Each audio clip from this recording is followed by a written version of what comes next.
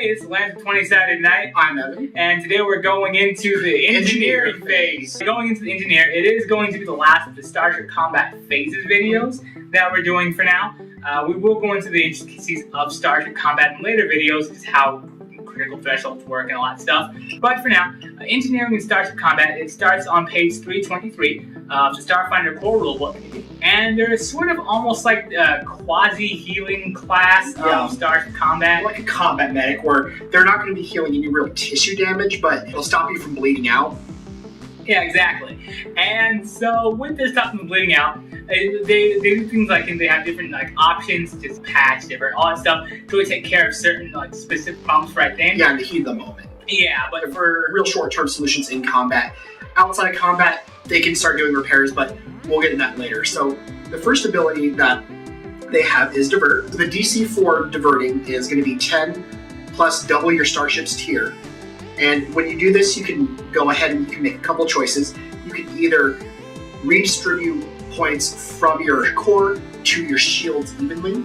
You can make it so if you divert it to the guns, any one that was rolled for damage is going to be a 2. If you push that extra power to your scientific instruments, it's going to give everyone who's using a science officer station a +2 to all their checks.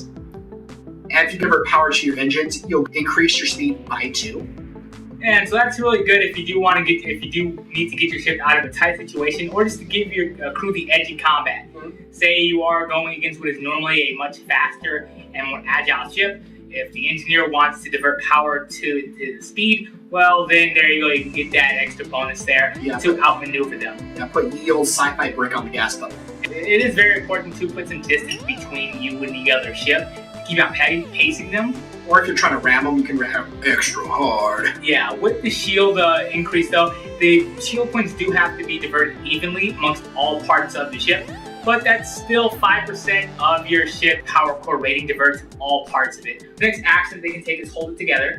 This is sort of them desperately clinging on to things, trying to make it so that they can keep different bits and parcels of the ship together to hold away from any critical damage that may have been taken, whether it be from a crit or from damage to hull points into each increment of their critical threshold. So to properly hold it together, you do have to succeed an engineering check, which is 15 plus twice your starship's tier, and you choose one system, and you treat its critical condition as if it were 2 steps less severe for the rest of the round. So this is really important to keep in mind. This is a temporary fix. So after next round happens, they will want to continue to hold things together if you're not able to make any repairs to that, or some way make it so that that's not something that can be targeted for next round. Or just don't breathe for a round. I mean, they don't need a life support. Next ability that they have is called Patch. It's a little more long-term of a solution. Basically, what you will do is, depending on the critical condition of a system, it'll be a different DC. If it's just glitching, the DC is going to be 10 plus double your starship's tier. Malfunctioning, it's going to be 15 plus double your starship's tier. And for a wrecked system, it's going to be 20 plus double your starship's tier. And they are going to take more and more rounds to fix this. But the good thing about this ability is you can have multiple engineers make those checks. So instead of just one engineer having, say, take 3 turns to fix a wrecked system, if you have 3 engineers and they all make their engineering, say if they all make their engineering DC, then it'll be fixed in 1 turn. And the patch does work for a whole hour, which is effectively the end of Starship Combat. Typically, combat doesn't last for too much longer. That's really good. That does last a lot longer than Hold It Together, which lasts for a round. That makes them seem more like the healers of starships, even though you are probably slathering on more temporary hit points. It will be something to get you through the entire fight. And remember, with the engineering phase, you can move somebody off of another role. So say, for example, if your science officer isn't really doing too much with the science officer station just because they don't know any better, or because the engineering is more crucial at the time, they both go off of intelligence, and so they can both help patch things up together. Next part of this is Overpower, and this is where the real buffing side of helping out the ship's damage output and combat effectiveness really comes into play. So with Overpower, you do have to have at least 6 ranks in engineering. You are the engineer, so that's probably what you're going to be putting a decent amount into. And it also does cost 1 resolve point. The DC equals 10 plus 3 times the starship's tier, and you can use this to basically get more out of your ship system. If you're successful on this check, you can use the divert action, but you can send extra power to 3 systems instead of just the other 1. This action and divert can't be taken on the same time. Sorry, you can't stack this up 4 times, but still remembering how good divert is, we can add things to the shields, the weapon systems, and then also to outpace the other ships.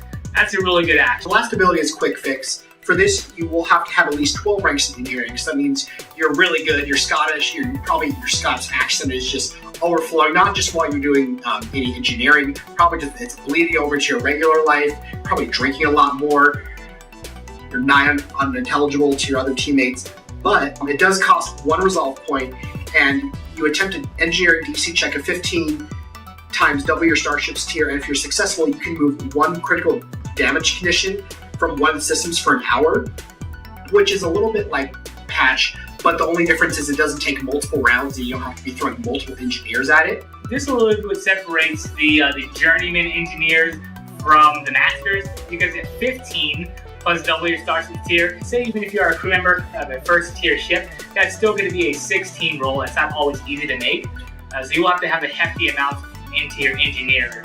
Yeah, but also to balance it out, you do have to have 12 ranks in engineering, so it's not something you're going to be able to do right off the bat. Yeah, you're probably going to be, in order to do this, you are going to have pretty high checks in that. So that'll offset it. For an engineer, much like the science officer, a lot of what they're going to be doing is based off of their intelligence, whether it be fixing part of the ships, knowing different systems and schematics, however you want to role play your person is intellectually superior to, say, the captain, that rank of the ship. Yeah, they're real handsome, but they're not the sharpest tool in the shed. Yeah, the engineer is going to be right up there in greenery with the science officer, and they're also going to have to. And a lot of the things do run off of engineering. Obviously, it's right there in the name, so you're going to want to put a few ranks into that. Some classes would be good for this. Probably would be the mechanic. Technomancer. Yeah, Technomancer for sure. If they do any class that gets any class that does get a class skill into engineering would be great, but you don't always have to play to your class if you want to mix things up. So outside of the mechanics of maintaining a starship, I feel like a few good role-playing opportunities with this would be, say, some good quest arcs for your engineer to be, for your DMs out there who want to make the game interesting for them, would be maybe if somebody's really interested in different starship schematics, or even if they're an engineer, they would probably have a good inner workings of how different weapons work, conventional or handheld weapons, not just strapped to a ship. Maybe they do have a benefactor. Say they would be able to find certain black market or ancient weaponry, say it's ancient Sith holocrons, or something that would take a master to know. But in return, this benefactor does want a piece of that pie, where I'll show you how to make this part, I'll show you where to find one version of this suit of power armor, but in return, you have to reverse engineer it so that I can sell it on the black market. Yeah, or something where, I don't know, let's say Starfleet, they don't like having civilians know how their phaser arrays work. Maybe, part of it could be you want to get your hands on one of the schematics, and then it could be like a continuing mini quest line where part of it's like, okay, so I've got the schematics now, oh my gosh, all these components, they're super illegal to get if you're not in the army, or they're super hard to get, so now you gotta go find them, and then down the line you can have real cool phaser arrays. Yeah, and that could be an entire quest arc just based off of something you wouldn't really otherwise consider, since being an engineer isn't a class, but it is definitely an aspect of your character. Or even say if you took a part of, say you took a weapon from the Atlantic Star Empire that's illegal to have outside of that, you can reverse engineer it and then put it in a shell, something that's a lot more legal to have. Yeah, definitely. There's a lot of ways to role play out or to give your engineers some good quest hooks. How they can be effective outside of combat. Kind of like repairing or tinkering with your stuff, like maybe they can make your rifles a little bit more accurate by, adjusting the sights, or something where, let's say you have a Abadar brand rifle, and if you read the lore, they're targeting computers on them. They won't allow you to shoot cops or children, so maybe they could go and tinker it. Yeah, sorry, Lance. Yeah, that's all I can do, killing cops and kids. Or sometimes both cop kids. But one thing you could also do with that, say it doesn't just they don't just get it from being an engineer, so they also get this just from having a high engineering score. That could be one way to make it seem like less of they're getting this because of what they chose in Starship Combat, but you are doing as much as you can to craft your adventures and your side quests around your players. Yeah, because I assume that if you have a super high skill in engineering, you'll probably have at least some interest in engineering. Yeah. Just because you devote that much time into it. Some other stuff about them is just there are different things outside of the role itself, like who would play an engineer. Mm-hmm. Like, I don't know, for example, like a dwarf, maybe just because it's kind of one of the things they do, like to tinker with stuff, especially, or a gnome. Or a Duragar.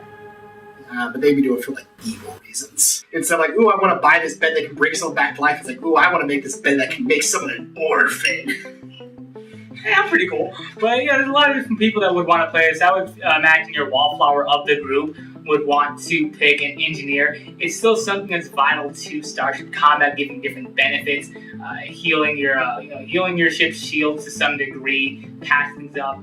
But it's not something where you have to do a lot of talkery, like how the captain would do. Play the engineers however you want to play them, but I recommend playing them. They seem very crucial to a ship. That's going to wrap it up for Starship Combat Engineering Phase. Thanks again for watching 20 Sided Night, and bye for now.